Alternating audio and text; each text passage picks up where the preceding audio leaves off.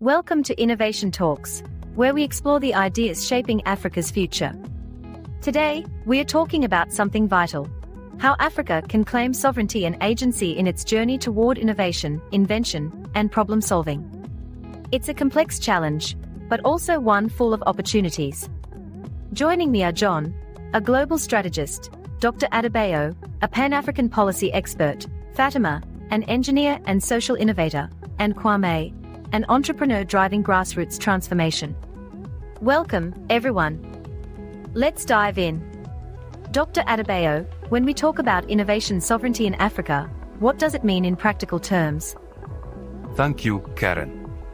At its core, sovereignty in innovation is about control.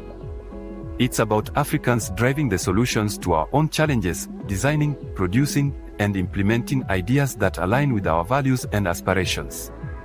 Historically, external forces often dictated the direction of development, but now we have an opportunity to take the lead.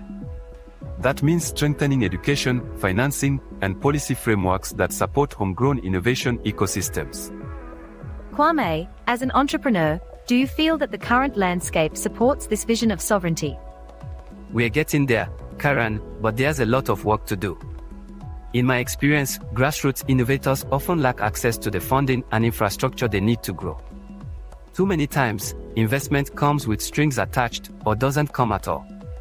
To achieve sovereignty, we need African-led funding mechanisms, mentorship networks, and better market access. We also need to shift the mindset that innovation is something imported. Africans are already solving problems every day, we just need to scale those solutions. Fatima, you work with young innovators across the continent. How do you see sovereignty taking shape in your field? It's a growing movement. I see young Africans building apps for financial inclusion, creating affordable solar energy solutions, and innovating in agriculture.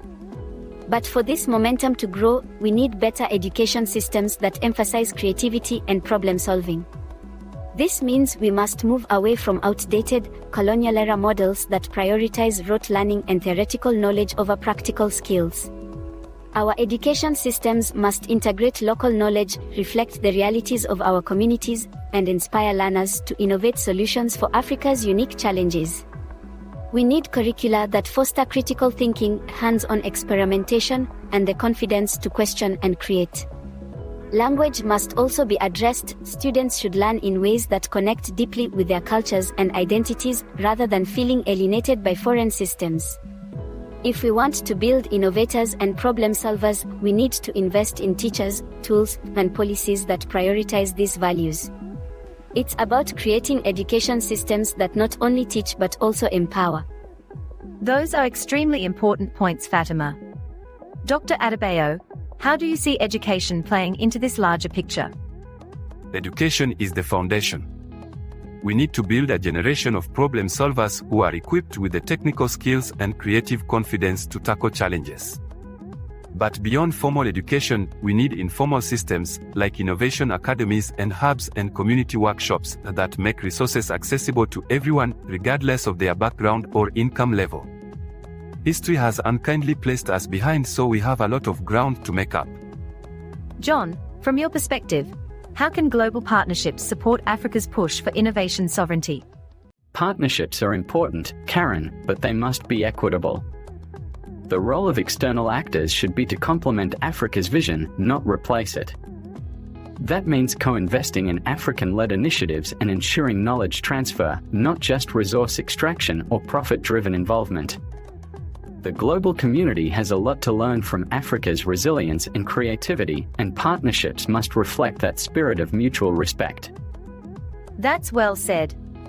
Fatima, do you think Africa can strike that balance in partnerships? It's possible, but it takes strong leadership and clear priorities. Too often, the deals are made that favor short-term gains over long-term growth. African governments and organizations must advocate for terms that build capacity and create jobs here, rather than outsourcing opportunities. Kwame, you've talked before about the importance of local investment. Why do you think this is such a critical piece of the puzzle? Because it puts the power back in our hands. When we fund our own innovation, we're not just creating solutions, we're creating ownership. Diaspora funding, for example, could be a game changer. Imagine Africans abroad investing in startups back home, not just through remittances but through structured funds that drive innovation. That's how we build an ecosystem that works for us, by us. Dr. Adebayo, some critics argue that partnerships with large global powers, like China, risk undermining sovereignty. How can Africa navigate these relationships effectively? Partnerships with global powers, including China, must be approached with a clear strategy. China has made significant contributions, such as in infrastructure and digital transformation, but these relationships work best when African nations negotiate from a position of strength. For example, the frameworks like the African Continental Free Trade Area give us the collective power to define the terms of engagement. It's not about rejecting partnerships, it's about ensuring they align with our long-term goals. John, would you add anything to that? Only to say that no partner is perfect, but balanced partnerships are possible. It's about building trust, transparency, and shared accountability. External players can play a positive role if they are willing to prioritize Africa's vision over their own strategic interests. Let's circle back to Africa's own capacity for innovation. Fatima, how do we make sure African innovators have the tools they need to succeed? Access is everything. Access to funding, to mentorship, to markets. But also access to belief, seeing leaders and role models who look like us, who are creating world-changing solutions. That's why I mentor young engineers, to show them what's possible. I'd add local production to that. If we are always importing technology, we're not building true sovereignty. We need factories, labs, and innovation hubs where Africans can develop, test, and produce their ideas at scale. This has been such an insightful conversation. Dr. Adebayo, any final thoughts on what it will take to achieve innovation sovereignty in Africa? Sovereignty starts with confidence. Africa has the talent, the resources, and the creativity to lead. We just need to believe in ourselves and take control of our destiny. Let's build systems that are for us, by us, while welcoming partners who respect our vision. And let's make sure the next generation has every tool they need to innovate and succeed. Thank you, everyone, for your powerful insights. Africa's journey to innovation sovereignty is not just about partnerships or policies, it's about people. It's about unlocking the potential that already exists across this incredible continent.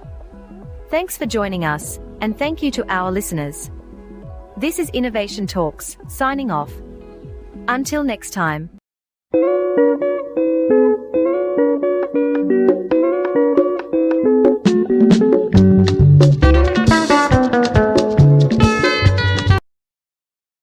Hello, dear friends. My name is Professor Singer, and I teach Invention courses at the Raka Invention Academy in Kenya.